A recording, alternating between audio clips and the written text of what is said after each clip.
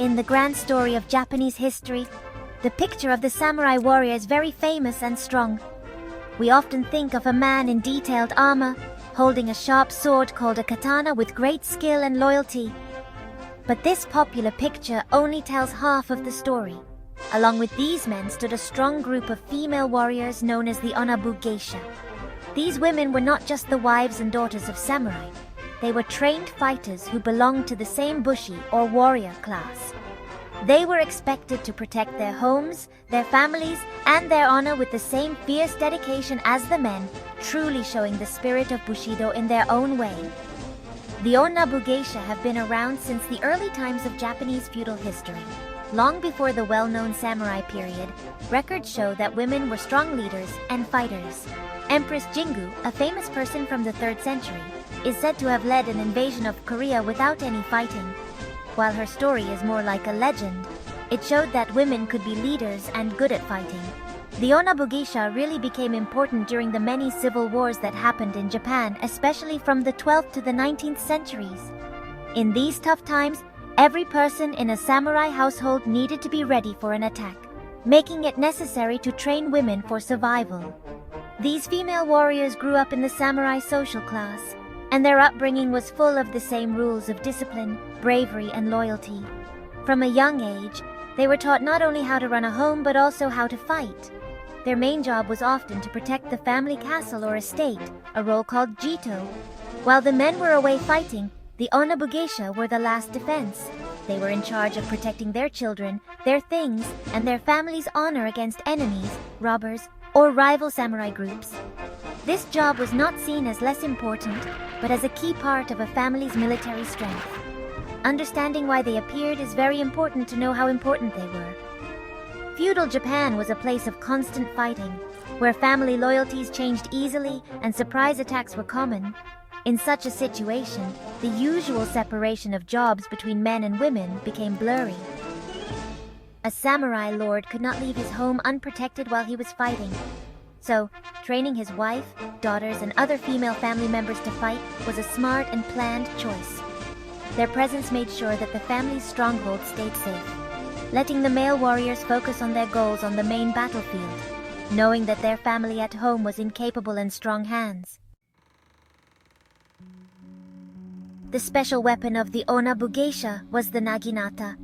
This long pole weapon, which had a wooden stick with a curved blade on top, was perfect for their defensive job.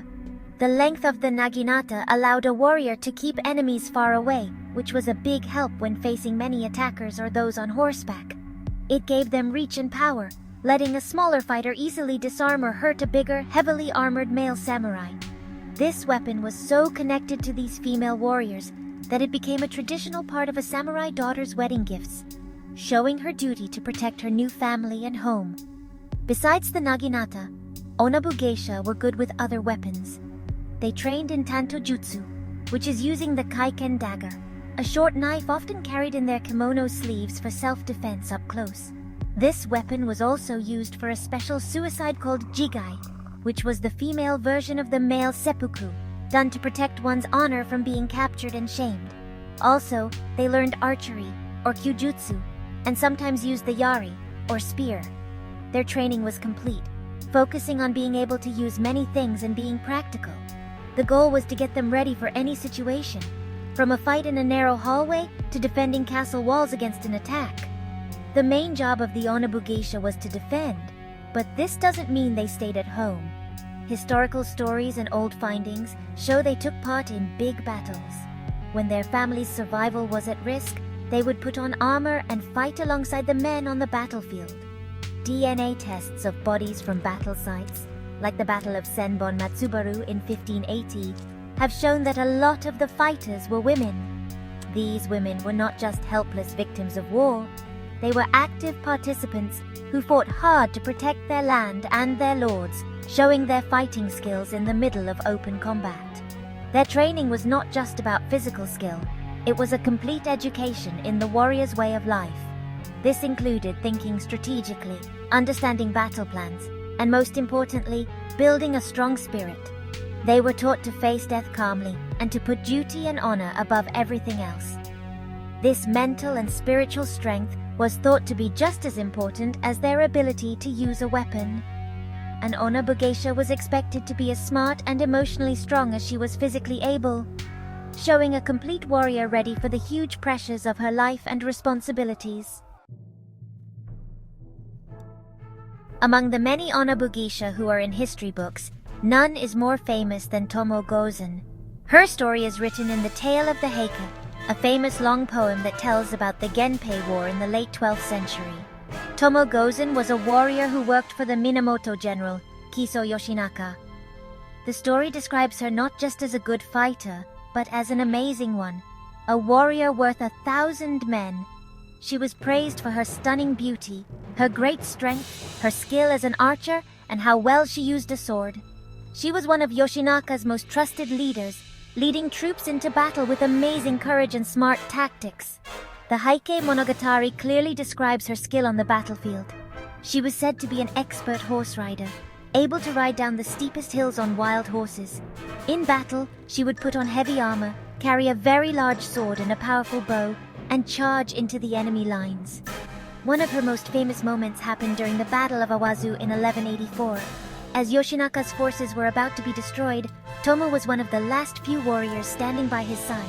She famously fought one-on-one with a famous enemy warrior, Onda no Hachiro Moroshige, wrestling with him, holding him down and cutting off his head with her blade. Even with her loyalty and amazing actions, her story ends sadly. As defeat became clear, Yoshinaka told her to leave the battlefield. He felt it would be shameful for him to be killed with a woman present. Sad but obedient, Tomoe followed his last order and rode away from the battle, disappearing from history. What happened to her remains a mystery, with different legends saying she became a nun or got married again. No matter how she ended, her story made the image of the Onna-Bugeisha famous as a warrior of unmatched skill and strong devotion, a true example of the samurai ideal. Tomoe Gozen's tale is a strong proof of the real female warriors in feudal Japan. While some modern historians argue if she was a real person or a made-up character, her legend inspired generations of Onna-Bugeisha. She showed the best of what a female warrior could achieve, a symbol of strength and courage that went against the usual gender roles of her time. Her story, whether true or not, shows that women were not only present on the battlefields of feudal Japan, but were also recognized and celebrated for their amazing fighting abilities and their help in their family's history. The important role of the Onna-Bugeisha started to change a lot with the beginning of the Edo period in the 17th century. Japan becoming one country under the Tokugawa shogunate brought a long time of peace. With constant war no longer a part of daily life, the need for female warriors became less important. The samurai class changed from active fighters to people who worked in government and administration. This time saw the rise of a strict social system influenced by new ideas from Confucius, which stressed clear gender roles and put women in a more obedient position, mainly focused on home duties. The warrior woman was slowly replaced by the idea of the good wife and mother. This change in social thinking played a big part in why the history of the Onna-Bugeisha is less known today. During the Edo period, and later during the Meiji Restoration in the 19th century, Japanese history was rewritten to fit a story that focused more on men. The stories of powerful women and female warriors were made less important or left out completely from official records and school books. The image of the male samurai as the only protector and warrior was promoted to support the ideas of masculinity and social order at the time. As a result, the amazing contributions of these women were mostly erased from what people generally knew, both in Japan and other countries. Despite this changing of history, the spirit of the Onna-Bugeisha never completely disappeared. It showed up one last time during the Boshin War in the 19th century, a fight between the Tokugawa shogunate and the emperor's forces. During the Battle of Aizu in 1868, a group of female warriors led by Nakano Takeko formed their own group called the Joshitai, or Women's Army. Armed with naginatas, they charged the emperor's troops and fought with amazing bravery. Nakano Takeko herself was shot and died, and her last wish was for her sister to cut off her head to stop it from being taken as a prize. Her story marks the last brave stand of the Onna-Bugeisha tradition. Today, what the Onna-Bugeisha left behind gives us a strong lesson in courage, toughness, and the complicated parts of history. Their stories challenge our old ideas about samurai culture and gender roles, reminding us that history is often more varied than the popular stories we are told. They teach us that strength and bravery are not just for one gender, and that women have always played key roles in shaping history, even when their contributions have been forgotten. By finding and honoring the Onna-Bugeisha again, we not only get a more accurate understanding of the past, but also find timeless inspiration in their unbeatable spirit.